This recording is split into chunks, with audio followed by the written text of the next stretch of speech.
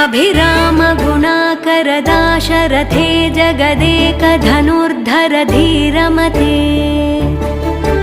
रघुनायक राम रमेश विभो वरदो भवदेव दया जलधे